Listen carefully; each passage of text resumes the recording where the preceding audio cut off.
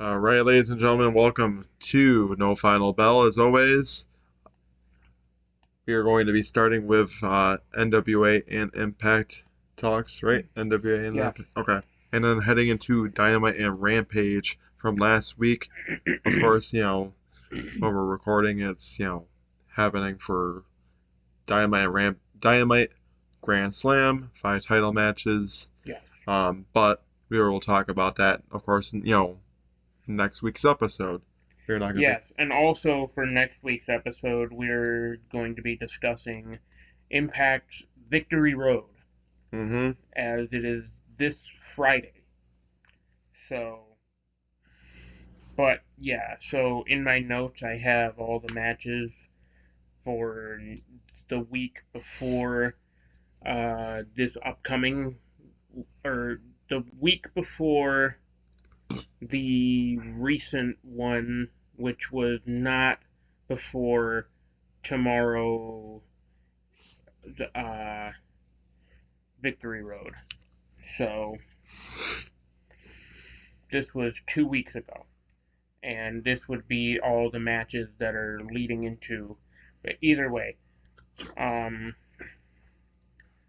so we start off with Aussie Open, which you guys should know about Aussie Open. We've talked about them before here. They've appeared in AEW. Now they are appearing in Impact. They took on Bullet Club's Ace Austin and Chris Bay, and they beat them. We find out that the Motor City Machine Guns will face the Good Brothers. That happened last week. Then we have Mickie James. She's still going on her last rodeo. She beats Rachel Rose, which, by the way, Rachel Rose is the current DPW Deadlock Pro Wrestling Women's Champion. So, and we also find out that Mascara Dorada, formerly known as Grand Metalik, will face Speedball Mike Bailey for the X Division title. Again, that happened last week, and Scott D'Amore will make an announcement. We I didn't really see too much about what the announcement is, so I couldn't really tell you. Um, then we also find out that Moose and Steve Macklin will face Decay again last week. We have the in-ring debut of Yuya Uemura, who is a New Japan.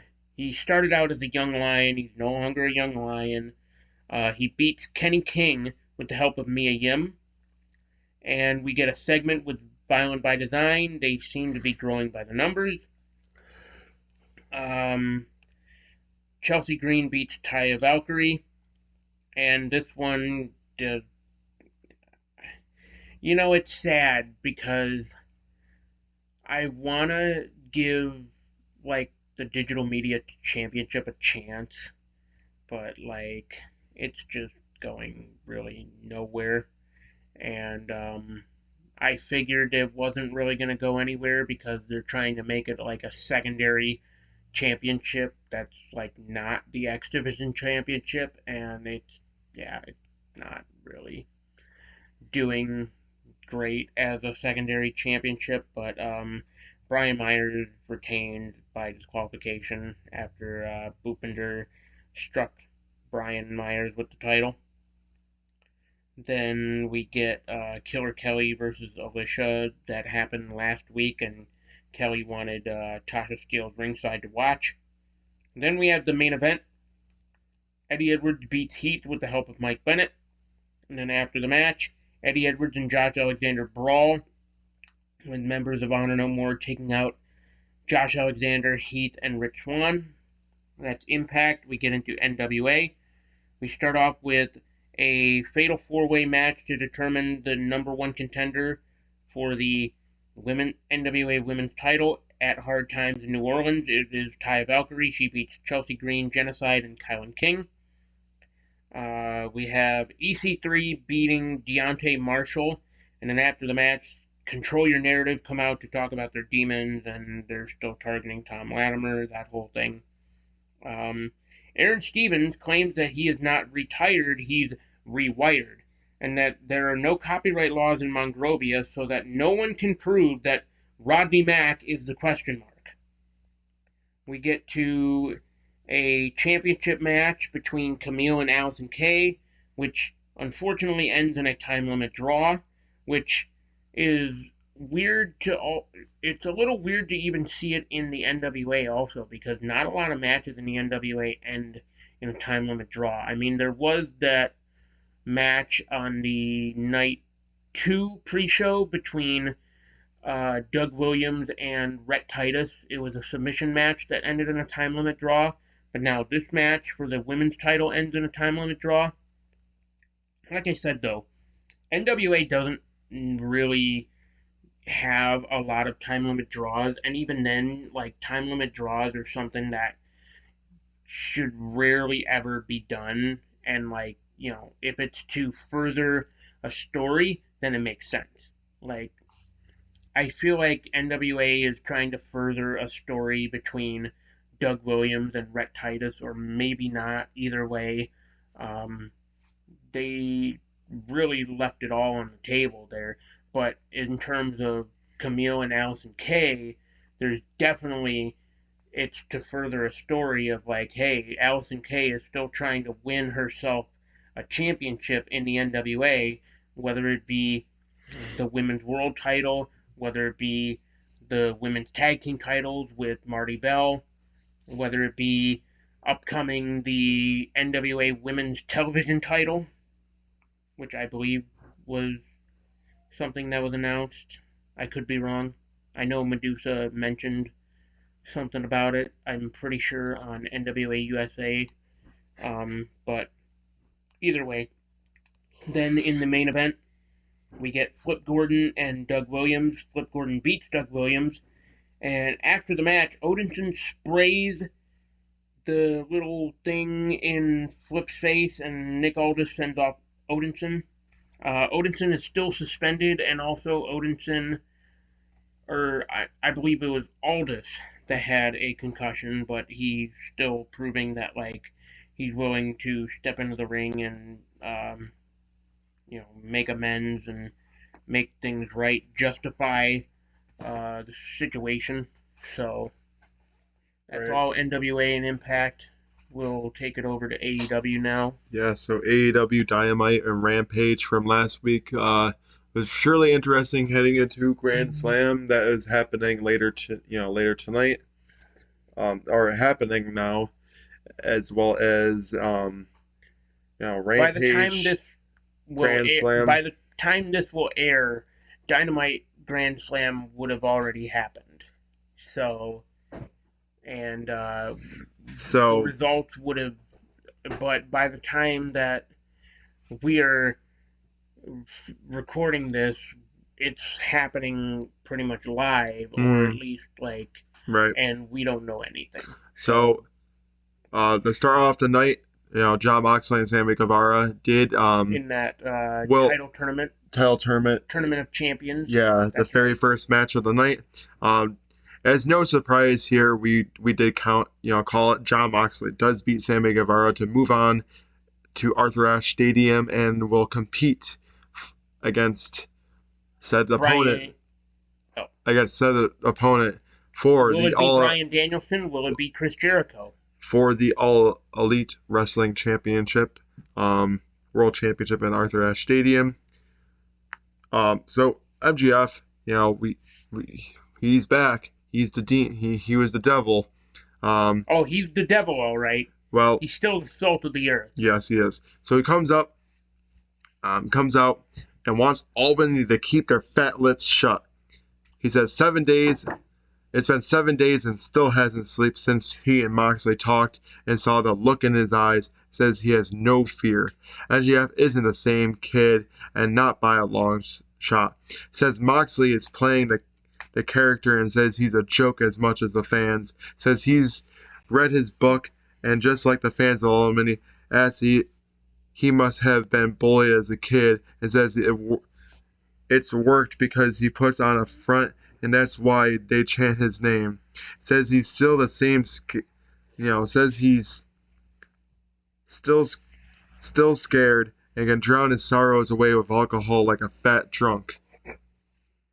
Tell you, MJF is one crazy man. He has no shame, And saying what he is. and he with saying very insensitive and talking about very touchy subjects. But he does give him praise that he has slayed his demons, and says he should just take that vacation that he deserves. It says he shouldn't win MJF's title. Says it's his title. MJF says he's that demon you can't slay. Introduces Stokely Hathaway and the firm. Hathaway says we will hear some gospel and meet up with MJF.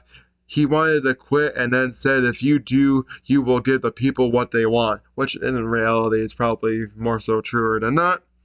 It says they are MJF's support system. When MJF doesn't need them, they will all go their separate ways. Says he isn't an assistant, a manager, or a publicist. Says he's just a friend. Says everything he has done has been a lie. Morrissey wants to do whatever he wants. Lee Moriarty should become a star and bring honor to the pure title. Says they aren't boys, they are men, and they want to be champs, referring to the ass boys, Gun Club. The Gun Club. And says you should take them seriously. And Ethan Page has known him for 10 years and wants to represent his country and wants to win the All-Atlantic Championship. Says we are the firm and you have two things to do. Run with us or run from us. Thoughts? Sounds like a new faction has been brewing up there in the it sounds like AEW. We might have to actually take this team seriously. They could be a very formidable threat to the entire AEW roster. I think so. I think they might honestly be a threat. It's going to be interesting to see what MJF's involvement with the firm is truly is. It's sad that the Pinnacle is only, was only around for a short little time, but MJF definitely seems to be really involved with all these factions in AEW. I look at it this way, though. At least with the Pinnacle, we got to see blood and guts. That's true, too. So, if it wasn't for the Pinnacle, we would have never gotten the first ever blood and guts match in AEW. That is true. MJF is always going to be the salt of the earth. He's always going to find a way to be in these factions. Well, yeah. And honestly, I like what Stokely Hathaway is doing with these group of guys that aren't really seen as, stars right now, and trying to make them into stars. So I honestly like what Stokely Hathaway is doing right now. So I think it's going to be awesome to see Stokely Hathaway take bunch of these guys and turn them into stars, possibly. So we'll have to see what happens with that. This one, the next match of the night, Jungle Boy and Jay Lethal. This one was an interesting one that they gave Jungle Boy the win here because Jay Lethal, we talked about it, he's ranked. He's like number 3 ranked, number 2 ranked right now. And then the loss of Jungle Boy, I get it. You want to try to push Jungle Boy as a singles competitor. But having Jay Lethal here, who is ranked, lose to Jungle Boy, I don't know if I like that because... And also, I want to rant a little bit. When is Jay Lethal going to get his rematch against Wardlow? Yeah, because it was granted. Jay Lethal got granted the rematch, but Tony Khan, why are you going to pull the plug and have that rematch happen? I just want to know. You're waiting to the pay-per-view? Because if you are waiting for the pay-per-view, fine. I don't see why you couldn't have waited until Grand Slam. I know, exactly. It would have made sense. Literally, the TNT title is not being defended tonight on Grand Slam. Why? Yeah, it's going to be a tag team match instead on Rampage Grand Slam. Well, even still, who's to say this won't lead into a TNT championship match between Samoa Joe and Wardlow? It could be. We'll get into that.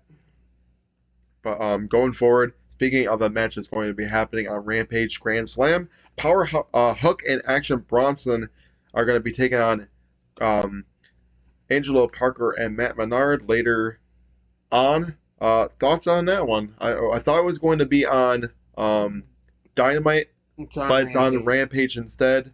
It is going to be 4 hours altogether. 2 hours of Dynamite that's going to be live, and 2 hours of Rampage that's going to be live. I don't know if they did a dark or not Who before. knows? But I think Action Bronson and Hook are definitely going to get the win here Oh yeah, against Angelo Parker and Matt yeah, Menard. and spoiler alert, yes, when you go to see AEW live, they do a taping of Dark Elevation before Dynamite, and then they usually tape Rampage. But in this instance, in Arthur Ashe, it will be a live Rampage on Mm-hmm. Friday. Right, exactly. So I'm definitely interested to see how this match is going to go, but I'm going to definitely go with Hook and Action Bronson Yeah, beating Angelo Parker and Matt Menard. So yeah, I mean, well, just think about it too. When have you ever seen a celebrity lose a match, a wrestling match? When have you ever seen a celebrity lose a wrestling no, match? I really haven't honestly. I mean, look at Shaq with Jade Cargill. I know it's true too.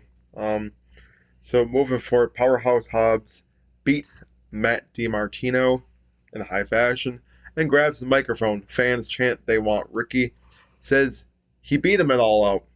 Ricky is tough and spent months with him grinding and says it took over 4 minutes to beat him. It says he's ready to open a new chapter in the Book of Hobbs. Then Ricky Starks comes down and makes the fan stand Makes up. the fans were standing up for him. Yeah. It's crazy. And then Ricky comes in to beat down on Powerhouse Hobbs. Is this rivalry still hot? Yes, I Absolutely. absolutely. Because even on Rampage, Ricky Starks was talking about Powerhouse Hobbs, and in a way, this rivalry is still hot. There's a few other rivalries that are still hot, and we'll talk about it with the one thing on Rampage to happen, but we'll get there eventually. As far as Ricky Starks and Powerhouse Hobbs, you have not seen the end of these two men facing off against each other. To see, I don't mind a whole continuing rivalries in AEW, but at least it's not like the way that WWE will have it for 8-9 months at a time. Yeah. This is going to be at least I mean, it also depends on the story because, right. for the longest time, it felt like they were running the program with Sammy Guevara and Scorpio Sky over the damn TNT That's title. true too. But as far as this one goes, it's still hot, and I think it's going to be producing even better matches between these two men. Um, Now this was an interesting one. So of course the Lucha Bros are AEW World Trios Tag Team Champions with Pac in the Death Triangle, but this time they got a title opportunity, a AEW World Tag Team title opportunity against Swerve and Our Glory before Dynamite Grand Slam, where they will put the tag team titles on the line against the Acclaimed. This is kind of like an impromptu match, which is kind of odd. But as to no surprise here, Swerve and Our Glory beat the Lucha Brothers to retain their titles, and then the Acclaimed come out and say they are the uncrowned champs and say they will beat them to win the tag team titles. Thoughts? Is this finally the time that the Acclaimed win the World Tag Team titles? I think so. I mean, what You better? gotta have you gotta have their moment happen in Queens. I'm going to say I think there's going to be quite a bit of title changes here. I think the only ones that will not change are the All Atlantic Championship and the AEW Women's Interim World Champion. Oh, and probably the ROH World Title. I think the only two titles that are going to change hands are, of course, the World Title because you don't have a current champion right now, and I think you're going to have new tag team champs crowned. I could you're guaranteed. I could be shocked about the All Atlantic Championship too, but I definitely do not see Chris Jericho beating Claudio for the ROH title, and I don't see Tony Storm losing her AEW Interim Women's World Championship anytime soon. But I could be wrong. Who knows? So Orange Cassidy has been showing a very interesting, darker side to him as he takes out Pac, as he will not be double champion for long. Thoughts? What? I mean, What is is a fire been lit underneath Orange Cassidy's ass? Because man, I think this is insane to see that he actually like orange punched Pac backstage. Like what's been going on with Orange Cassidy? I think we're seeing a new side of Orange. I think so too. I think he's showcasing that he wants to be show a little edgier, um, look to his character and wants a championship in AEW, and rightfully so. He should Yeah, definitely get he should one. get one. So Even if it's the All Atlantic title, which was more so meant to be a title that gets defended internationally. right, I mean, even like just the fact that, and now I actually see, to your point that you have made before, it basically is like the European title, where it's like it's supposed to be meant for like European wrestlers or like people from Europe or whatever to be defended internationally or yeah, maybe not, but but like I said like with before, the European Championship, non-European wrestlers were starting to win that I championship, know. and See, then they were starting to like right, defend it in. yeah. So I think that's what's happening here with the Orange Cassidy situation. Like I said before on here, it's at the end of the day, it's still a AEW championship, so of Yeah, course it's going to be primarily defended on AEW. And at I least it should have honestly been. do like the direction that they're going with this championship as of late right now. I feel like they're doing a lot more with it than the TNT championship. It's a little sad, but in The the end, TNT Championship has lost its prestige ever since Scorpio, right, or ever exactly. since Sammy lost it to Scorpio. I know, and it's Like, and people thought that Scorpio was gonna start elevating that championship more, and it's like, yeah, no, it didn't. And then after Scorpio lost it to Wardlow, people thought, oh yes, Wardlow's gonna elevate it, and no, no, no, really. they're still booking that title very horribly. I But don't know why. as far as Tony, this please give us goes, answers. I think Why? Orange Cassidy is definitely a great opponent for Pac. Um, and if Orange Cassidy doesn't win the title, right then and there, it's going to be interesting to see who Pac will put that title on the line against next. Um, I so mean, here's the thing too: is um, Kip Sabian made the most sense because they had that moment in Rev Pro for the one All Atlantic title defense where they right, essentially set up this match. So Kip Sabian made the most sense to be like Pac's next challenger. But now that you've gone away from Pac, or gone away from Kip Sabian, and now that you've gone towards Orange Cassidy, like you said, if the title doesn't change hands to Orange Cassidy, who the hell do you have next? I mean, you right. already had who was it? Ren Narita? Or no, it wasn't Ren Narita. It was Red Shoe's son there. Right. Um uh Shota Umino. Yeah. Yeah. You had Shota Umino and the other guy there. He's had like two or three title defenses in Rev Pro that like okay, cool, fine. Shota Umino was cool because it's like, hey, we're giving Shota Umino here a title opportunity at an AEW championship. He could win it. And it's like, well, obviously he's not gonna win it, but Right. All um, right. So moving forward, we get into some tag team action as Serena Deeb and Britt Baker face off against Tony Storm and Athena. Um, Very interesting combination for here for Serena Deeb and Britt Baker to actually beat Tony Storm and Athena with the use of the chair. And then Athena beats down everyone, and then Britt Baker gives Athena the curb stomp. And then Jamie Hayter takes the chair from Britt to beat down Tony Storm, but seems to still be at ends with, with Britt Baker. What does this mean? Well, we thought that there was going to be an alliance again with Britt Baker and Jamie Hayter, but unfortunately, they seem to still be at ends they're with each still other.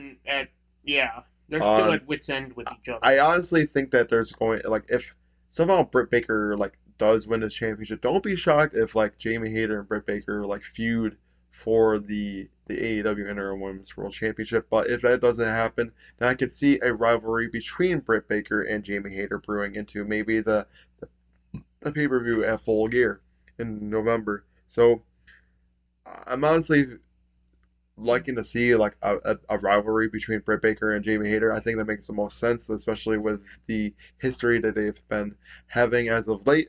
So because Jamie Hayter has been nothing but outcasted by Britt Baker as she's become two-time AEW Women's World Champion itself. I'm pretty sure it's been two times, if not just one It time. would be two times. So I'm pretty sure she's been nothing but outcasted and pushed aside. Same thing with Rebel.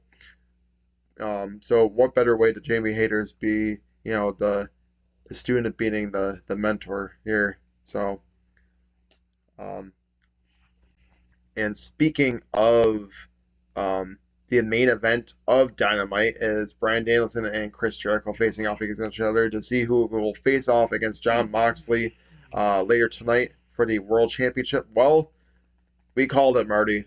We knew it was probably going to be happening. It is going to be Black Bull Combat Club all supporting at Grand Slam as Bryan Danielson beats Chris Jericho to face Jon Moxley later tonight for the World Championship. And then Daniel Garcia seems to show his appreciation towards Danielson. Yeah. Thoughts? Interesting. Yeah, as of late, Daniel Garcia has really been looking to show the pro wrestler side of him more so than the sports entertainer side. Yeah, it does seem like that. Honestly, the pure wrestling champion there in Daniel Garcia, who did win it in his hometown of Buffalo, New York. It was so awesome to see that live. Yeah. But Bryan Danielson beats the living hell out of Chris Jericho.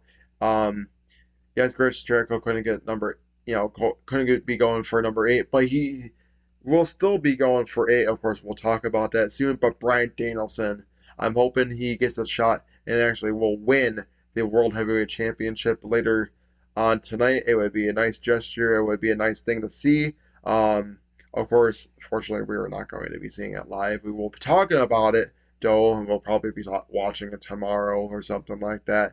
But as far as Daniel Garcia goes, who better to, appreciate your hero and Bryan Danielson. And honestly, it's going to be very interesting to see if I could honestly see, which I understand that Chris Jericho is not like really the biggest technical wrestler itself. What if they have a rivalry between Chris Jericho and Daniel Garcia for like the pure wrestling championship? That I never even thought about that. Because that's if you think that's definitely a possibility. Yeah, I think it's a possibility. I think that's what they're probably. I think that's what they're gonna probably lead towards. And honestly, it's entirely possible. It is entirely possible. And honestly, I like it. Now that Garcia won the pure title, it makes the most sense that I think they could feud for the pure title. Yeah, I can honestly see it happening. I think it's going to be which would be even better because it furthers the story of like, oh, Jericho is the best pro wrestler ever, but he's also the best sports entertainer ever. Like, it furthers, like, because basically you can't have the Wizard Chris Jericho versus Daniel Garcia for the pure title. No, you have to have Lionheart Chris Jericho versus Daniel Garcia for the pure title. Exactly. So I think that's what we're going to honestly see. I think that's what they're going to be leading towards. And that's so all the power to Tony Khan and All Elite Wrestling for putting on that kind of match, honestly. So I'm all for it. Say what you will about AEW, but they know how to book some very, very great, compelling matches. Exactly. So we head on to the Rampage side of things. Darby Allin and Matt Hardy face off against each other while Darby Allin beats Matt Hardy, and then Brody King beats down Matt Hardy after the match and still wants Darby and Sting. And apparently they want, House of Black wants Sting and Darby in a no disqualification match next. That's coming on Rampage Grand Slam. Thoughts about that match? I think that's awesome. I mean, this is the one other rivalry that we're talking about that's going to keep on going on and not be done with ever. But I made this intriguing story. Matt Hardy has been showing signs of wanting to delete Darby and Sting and stuff like that. Could he be the next leader of the House of Black? I get it. Malachi is released and not truly released. He's just gone for the time being and will be coming back. Yeah, he's just taking a break. But what if this is like, time for Matt Hardy to join up and create his broken gimmick with the House of Black? I honestly think it would make the most sense. I think it would work out for Tony Khan to push Well, not to mention, now the broken persona would actually be able to work because there are fans to interact. Exactly. So the only reason that it wasn't able to work when he first debuted is because you didn't have the interaction of the fans. There was no, it was right on the cusp of lockdown. Because nothing against it. Like, I know we've seen 6-on-6, a trio versus trio, but I can still see Miro being with Darby and Sting, and then Matt Hardy's like, joining up. Yes, you mean 3-on-3? The house, the black of the house will always rise. Like something like that, with Matt Hardy. It writes itself, Tony. Just pull the plug and put Matt Hardy in the House of Black. I think it makes the most sense. It's something that needs to be done. As far as this match, it's going to be a hell of a match. No disqualification means that anything goes. They're going to beat the living crap out of each other. Darby and Sting and then House of Black are just going to bring the house down. We talked about it before. It would be cool for us. I mean, they usually always seem to go to Arthur Ashe Stadium every single year, so it would be cool if, for next year when they do their thing, to go to Queens, New York, to see Arthur Ashe Stadium live and see Grand Slam. It would be honestly awesome because they always seem to stack the card for it. So as far as this goes with everything, I'm ready to see what is going to happen into the road to Full Gear and see if they're going to take what I'm thinking with Matt Hardy to heart, or if it's just going to be, nothing with him. So apparently Eddie Kingston and Sammy Guevara are not seeing very eye to eye on stuff. They haven't been as of late. So Eddie Kingston says he doesn't respect Sammy Guevara, but at this point, who the hell does respect Sammy Guevara and his gimmick? Well, to be fair, who doesn't respect Eddie Kingston? There's a lot of people that have talked a lot of smack about Eddie Kingston over the years that personally have a beef with him. Right. So, but to be fair, Eddie Kingston also has a beef with a lot of people. Says he doesn't respect Sammy Guevara heading into their match at Rampage Grand Slam. Thoughts on that one? I mean, I guess this is going to be an interesting match to see between Sammy Guevara and Eddie Kingston. But I mean, see, it's even more interesting when you realize that the two men initially got suspended because of a little altercation that happened between the two, which basically was over the fact that Sammy called Eddie fat or whatever, and then Eddie was like, oh yeah, we're resorting to body shaming, yeah, that's real cute. And then after their unaired segment, Sammy was going back to Gorilla. Eddie met him at Gorilla and started getting in each other's faces and everything. But basically, what happened with that is after a few weeks or so, Eddie went up to Sammy. He's like, "Hey, Sammy, hey brother, I'm sorry about everything that I said. I said some things that maybe I didn't mean. I was a little caught up in the moment, brother. I'm sorry." And Sammy was like, "Hey, brother, I get it. I was saying some stuff too." And they were like, "Hey, Matt, you know." Eddie Kingston's like, "Hey, brother, what's done is done. That's the past. You know, it's all in the past now."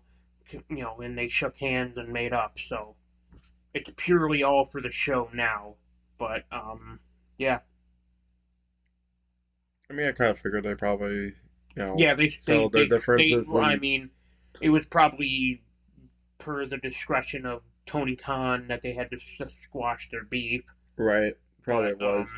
I mean, So, um, yeah, of course, there was a lot of talk that happened, but ultimately, Chris Jericho to try to go for uh, title it number is tonight. ocho against Claudio for the ROH World Championship because he said he has been a world champion just about anywhere, in Only any promotion. championship he hasn't The only company that he has not won a world championship for is has Ring of been Honor.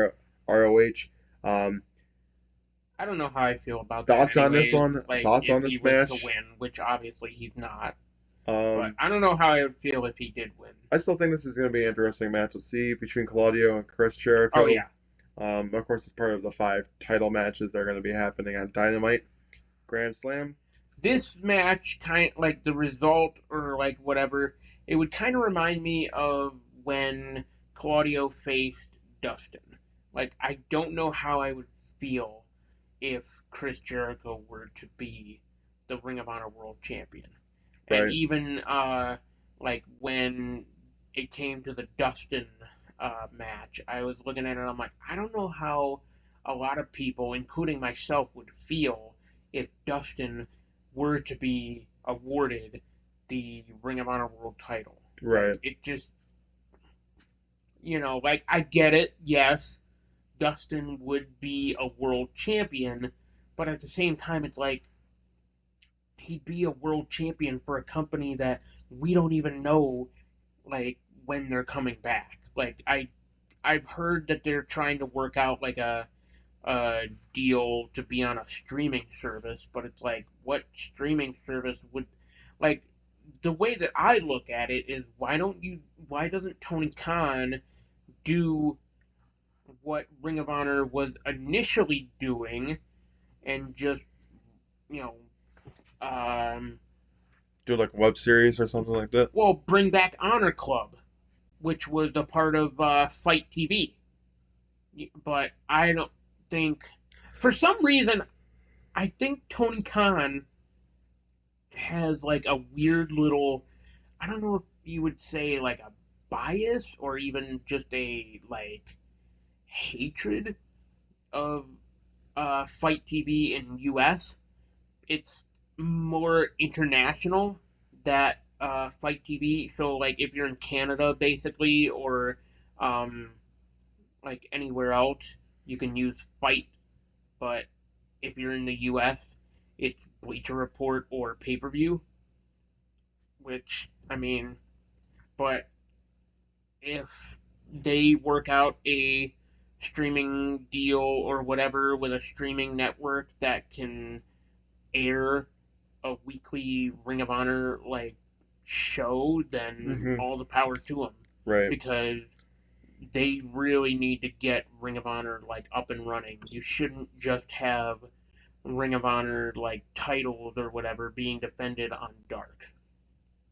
Probably Because not. I mean, for example, look at Mercedes Martinez. When's the last time we saw her on AEW like you know weekly television?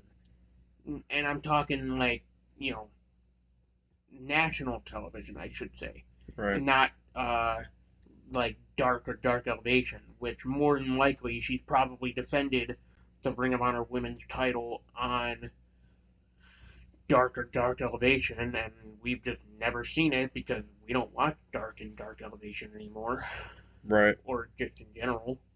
So Yeah.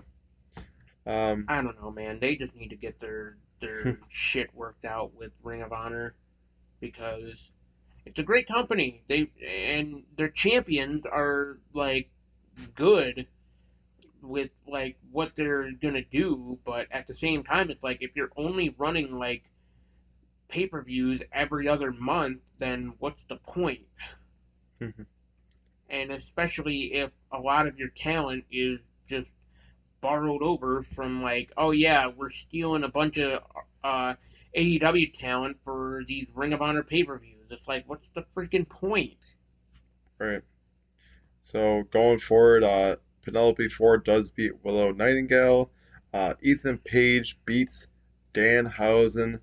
Um, and then Samoa So Joe. sad. We love that Danhausen. Yeah, I know. Very nice, very evil.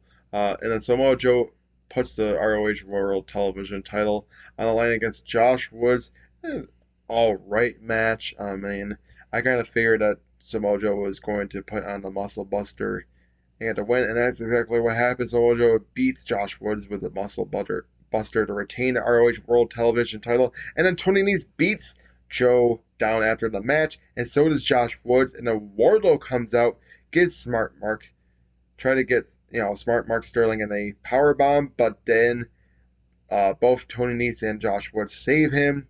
What does um, and then they go face to face for the TNT champ. Could Samoa Joe and Wardlow face off soon for the TNT Championship? As Yeah, it's I in the think ring as so. they look off to each other. But unfortunately, before we even get anywhere close to something like that, they are going to team up on Rampage Grand Slam against Tony Nese and Josh Woods. All the power to them. I kind of think that Wardlow and Samoa Joe are going to make one hell of a tandem there and beat up on Josh Woods and Tony Nese. But as far as a TNT Championship opportunity for Samoa Joe, I would love that. I think that Samoa Joe as a TNT champion would make the most sense. I know he is the ROH World Television Champion, but why not make him an AEW champion as well? Um, as far as that goes, ladies and gentlemen, this is going to conclude this episode of No Final Bell. Make sure to follow us on social media, Tinkle Sports. Of course, like, comment, subscribe on our channel on Tinkle Sports and Entertainment.